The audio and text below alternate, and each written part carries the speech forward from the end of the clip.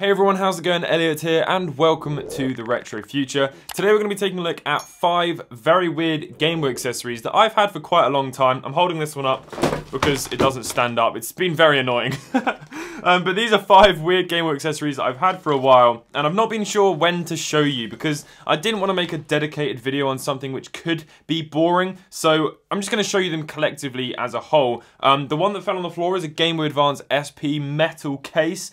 So that is the latest one we're going to be taking a look at, and then the oldest one is over here. It's the Illuminator for the original DMG Game Boy. So without any further ado, let's take a look.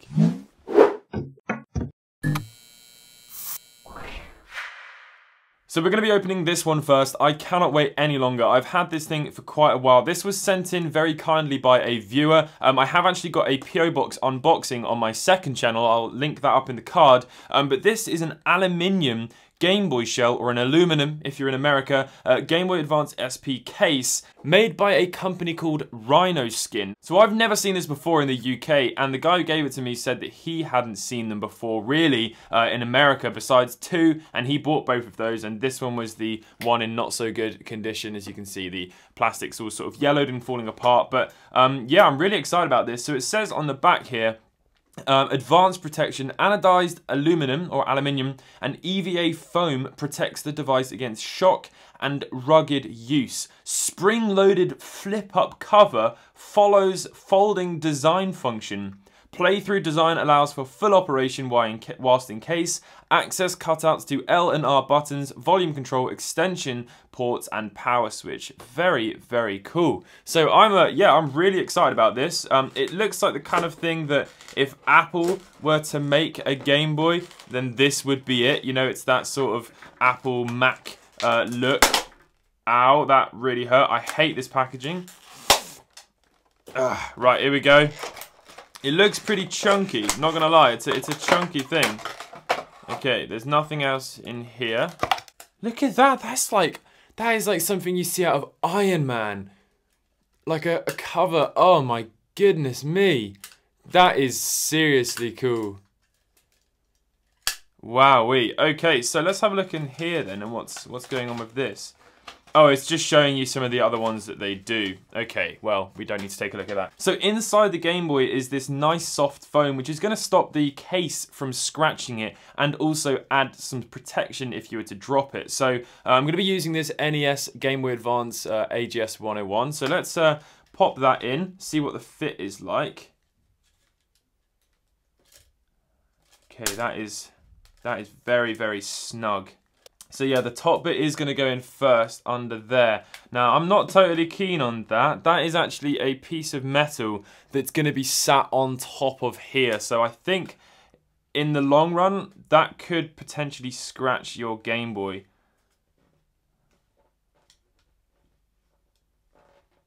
There we go, that is in. Okay, well, you know what? That feels amazing. That feels absolutely awesome. Not totally sure how I vibe this design on the top. I think I would have liked it just to have been aluminium, like that back there. That looks so nice. But wow, yeah, that is very, very smart. I absolutely love that. They're right, you've got all the access to all the ports. It's a little bit sharp down here. My fingers sort of fall naturally down here, but I suppose you would have a game in there to stop that, but it is a little bit sharp feeling. Yeah, you've got access to everything.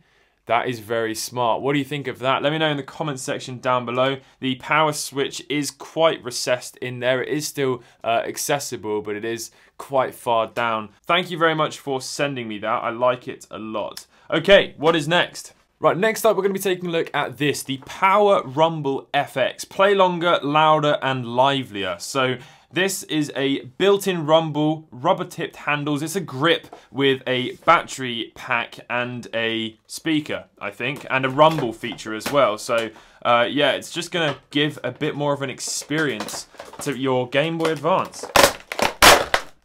Oh, packaging. Everything smells quite strange as well. So let's just chuck this straight in. You're going to have to take off the battery cover, obviously.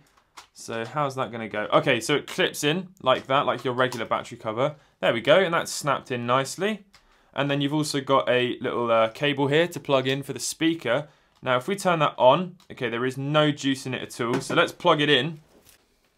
Nothing has set on fire yet, but here we go. We have actually got a red light here, but the GameBoy itself is not powering on, and I'm not totally sure why that is.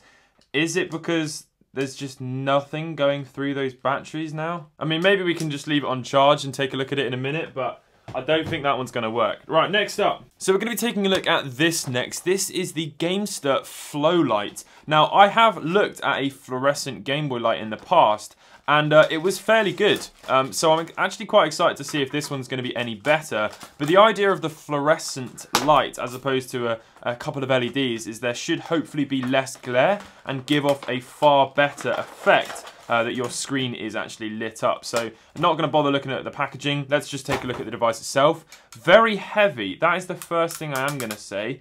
So obviously there must be some batteries inside here. Maybe we should replace those and put some more powerful ones in. Right, I wonder what batteries it's going to take. Hopefully AA's. Okay, 3 AA's. Not gonna lie, even with the new batteries in, it doesn't seem to have made it any brighter. But let's get this thing mounted on the Game Boy and see how it looks. So the way this is gonna work is there's these two little sort of catches, and they're gonna go into the screw posts on the back of this Game Boy. And then there's 2 buttons on the side which will lock into the accessory mount on the top of the Game Boy. So let's just do that and push that down. There we go, that's on. That's going to give a nice little border around the screen, and then this whole thing can fold in and slide down, and then you can turn it off on the back here. There we go, so that is your new package. That is quite a chunky thing and adds a lot of weight. Remember, there's 3 extra AA batteries in there, but let's flip it up and angle it. And try and get an optimal view here of the screen. I'm going to turn off the lights and see what this looks like.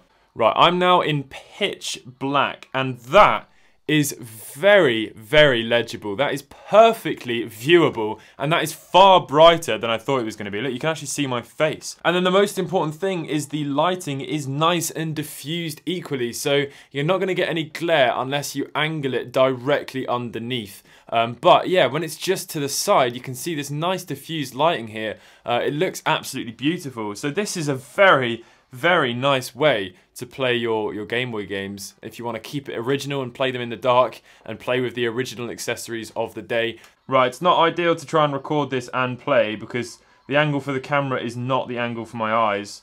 So there's a very big glare. There we go, I'm 7th place. We're going to take it at that. Right, so that is the Flow Light. It's fair to say, that thing is fantastic. So now to take it off, what are we going to do? We have to unclip from the bottom.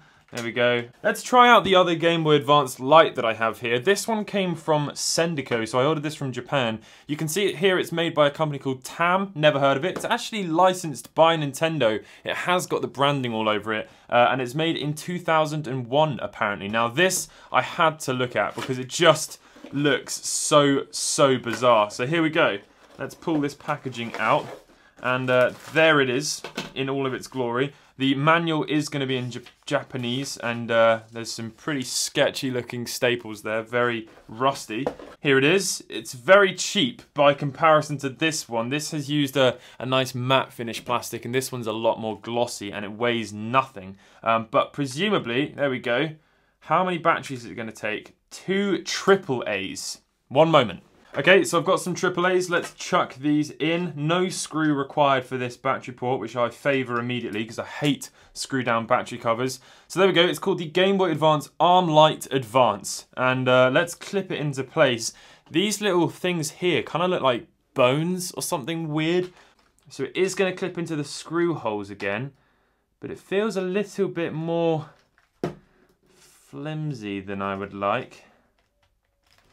That's not going in very well. Oh, okay, you just have to snap it down really hard. Right. Look at how stupid that looks. Okay, here we go. So, we can angle them, which is quite handy. Let's turn it on. Moment of truth. Oh, they are dim. And one's a bit yellow. One's more yellow than the other one. Okay. Right, well, let's turn the lights off. Okay. 'Cause Well, I mean, it's quite nice that you can see the controls. I don't think this is quite working as well as the other one. You seem to be getting some dark spots. Can you see the center of the screen there? I mean, you're getting a bit of vignetting. I mean, it still works though. It's not quite as good as the other one. I think we can all agree. Yeah, that's not quite as good.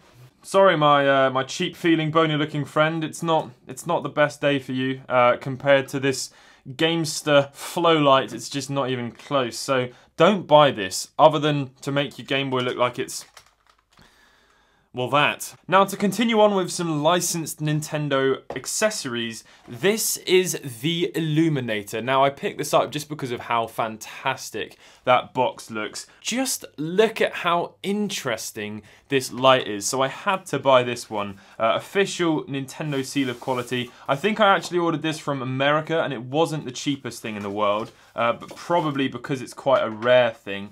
So it's made by a company called Greer and Associates Incorporated. There we go, there's their logo there, just a big G.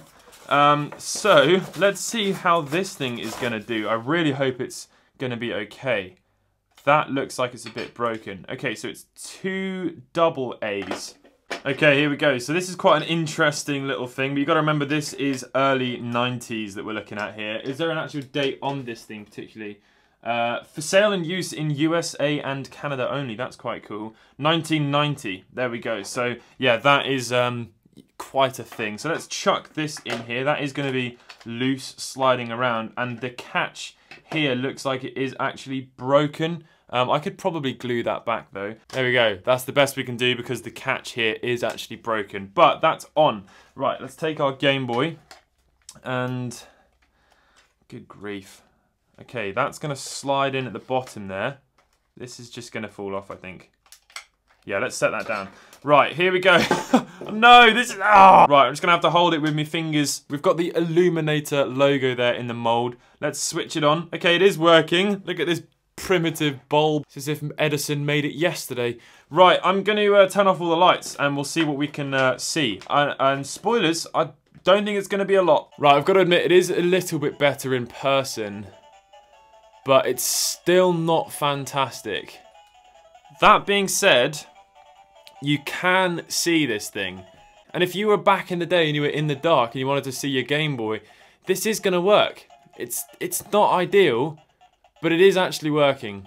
Well, there we go. That is the Illuminator. I mean, it does illuminate your screen. It's just not fantastic. It's just a little bit, I don't know. It's hard to really compare it to the ones that we looked at though, because they were made 10, 15 years later and clearly had better technology than to be able to put in a small little light for your Game Boy.